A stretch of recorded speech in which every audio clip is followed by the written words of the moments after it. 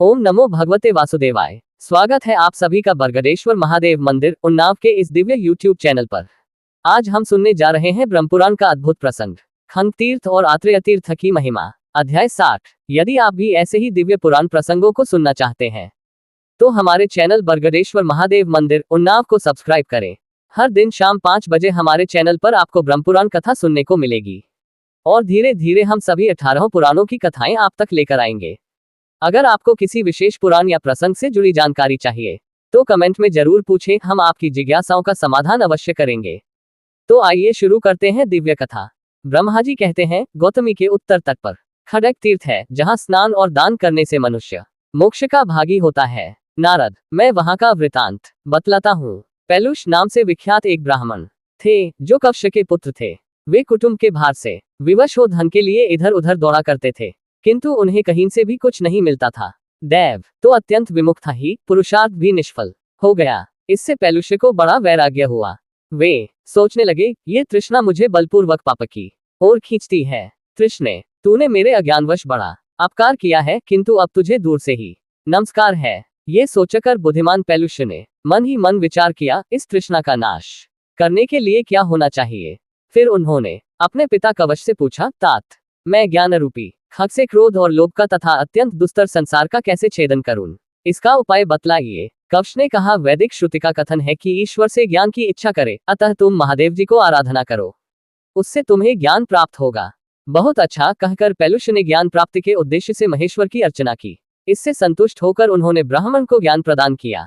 ज्ञान प्राप्त होने पर परम बुद्धिमान कवच ने इस प्रकार मुक्तिदायिनी गाथा का गान किया, मनुष्य का पहला शत्रु है क्रोध, उसका फल तो कुछ भी नहीं है, उल्टे वह शरीर का नाश करता है, अतः ज्ञानरूपी खग से उसका नाश करके परम आनंद को प्राप्त करे।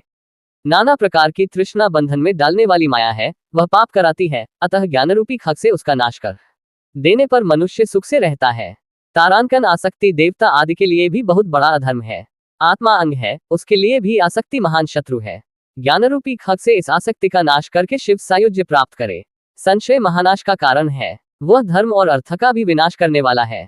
उस संशय का नाश करके जीव अपने परम अभीष्ट की सिद्धि कर सकता है। आशा पिशाची की भांति चित्त में प्रवेश करती है और संपूर्ण सुखों को भस्म कर डालती है। पूर्ण अहंता अपरिच्छिन्न आत्मबोध रूपी खग से उसका नाश करके जीवन मुक्ति प्राप्त करनी चाहिए। तदनंतर पैलुष ज्ञान प्राप्त करके गंगा तट पर रहने लगे। ज्ञानरूपी खग से उनका मोह नष्ट हो गया था, अतः उन्होंने मोक्ष प्राप्त कर लिया। तब से वह स्थान खड़ग तीर्थ के नाम से प्रसिद्ध हुआ। ज्ञान तीर्थ, कवच तीर्थ, पैलुष्य तीर्थ और सर्वकाम तीर्थ आदि 6000 तीर्थ वहां वास करते हैं, जो पापराशि के नाशक और अभीष्ट वस्तुओं के दाता है। उसके बाद आत्रेय तीर्थ है, उसी को अन्विन्द्र तीर्थ भी कहते हैं।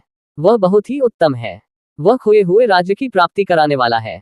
उसका महात्म्य बतलाता हूँ, सुनो। एक बार गौतमी के उत्तर तट पर आत्रेय ऋषि ने अनेकों ऋत्विज मुनियों के साथ सत्र आरंभ किया। उसमें हव्यवाहन अग्नि ही होता थे। इस प्रकार सत्र पूरा होने पर महर्षि ने माहेश्वरी इष्टि का अनुष्ठान किया। इससे अणिमा आदि 8 प्रकार के ऐश्वर्य की प्राप्ति हुई तथा उनमें सर्वत्र आने जाने की शक्ति हो गई। वे परम मनोहर इंद्र भवन, स्वर्गलोक तथा रसातल में अपनी तपस्या के प्रभाव से आने जाने लगे। एक समय वे इंद्रलोक में गए। वहां उन्होंने देवताओं से घिरे हुए इंद्र को देखा, जो अप्सराओं का उत्तम नृत्य देख रहे थे। सिद्ध और साध्यगण उनकी स्तुति कर रहे थे। वह सब देखकर पुनः अपने आश्रम पर लौट आए। कहाँ पवित्र गुणों वाले रत्नों से भरी हुई अत्यंत रमणीय इंद्रपुरी और कहाँ श्रीहीन सुवर्णहित अपना आश्रम। ये देखकर ब्राह्मण को अपने आश्रम से वैराग्य सा हो गया। उनके मन में शीघ्र ही देवताओं का राज्य प्राप्त करने की अभिलाषा हुई। तब उन्होंने अपनी प्रिया से कहा, देवी, अब मैं उत्तम से उत्तम फल मूल भी, चाहे वे कितने ही अच्छे ढंग से क्यों न बने हो, नहीं खा सकता। मुझे तो स्वर्गलोक के अमृत, परम पवित्र भक्ष्य भोजन, श्रेष्ठ आसन, स्तुति, दान, सुंदर सभा, अस्त्र शस्त्र, मनोहर वस्त्र, अमरावतीपुरी और नंदनवन की याद आती है। यो कहकर महात्मा आत्रेय ने तपस्या के प्रभाव से विश्वकर्मा को बुलाया और इस प्रकार कहा, महात्मन, मैं इंद्र का पद चाहता हूँ। आप शीघ्र ही यहाँ इंद्रपुरी का निर्माण कीजिए। इसके विपरीत यदि आपने कोई बात मुंह से निकाली तो मैं निश्चय ही आपको भस्म कर डालूंगा। आत्रेय के यो कहने पर प्रजापति विश्वकर्मा ने तत्काल ही वहां मेरु पर्वत, देवपुरी, कल्पवृक्ष, कल्पलता, कामधेनु, वज्र आदि मणियों से विभूषित सुंदर तथा अत्यंत चित्रकारी किए हुए ग्रह बनाए। इतना ही नहीं, उन्होंने सर्वार्ग सुंदरी शची की भी आकृति बनाई, जो कामदेव की विहारशाला सी प्रतीत होती थी। क्षण भर में सुधर्मा सभा, मनोहरिणी अप्सराएं, उच्च श्रवा अश्व, ऐरावत हाथी, वज्र आदि अस्त्र और संपूर्ण देवताओं का निर्माण हो गया। अपनी पत्नी के मना करने पर भी आत्रेय ने शची के समान रूप वाली उस स्त्री को अपनी भार्या बना लिया। वज्र आदि अस्त्रों को भी धारण किया। नृत्य और संगीत आदि सब कुछ वहां उसी तरह से होने लगा जिस प्रकार वह इंद्रपुरी में देखा गया था। स्वर्गलोक का संपूर्ण सुख पाकर मुनिव आत्रेय का चित्त बहुत प्रसन्न हुआ। आपातरमणीय विषयों की भी भला किस पुरुष को अपेक्षा नहीं होती। दैत्यों और दानवों ने जब स्वर्ग का वैभव पृथ्वी पर उतरा हुआ सुना तब उन्हें बड़ा क्रोध हुआ।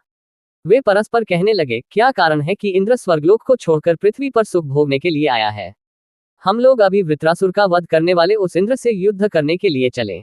ऐसा निश्चय करके असुरों ने वहां आकर महर्षि आत्रेय को और उनके द्वारा निर्मित इंद्रपुरी को भी घेर लिया।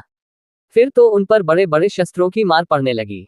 इससे भयभीत होकर आत्रेय ने कहा, मैं इंद्र नहीं हूँ, मेरी यह भार्या भी शची नहीं है, न तो यह इंद्रपुरी है और न यहाँ इंद्र का नंदनवन है। वृत्रहंता वज्रधारी और सहस्त्र नेत्रों वाले इंद्र तो स्वर्ग में ही है।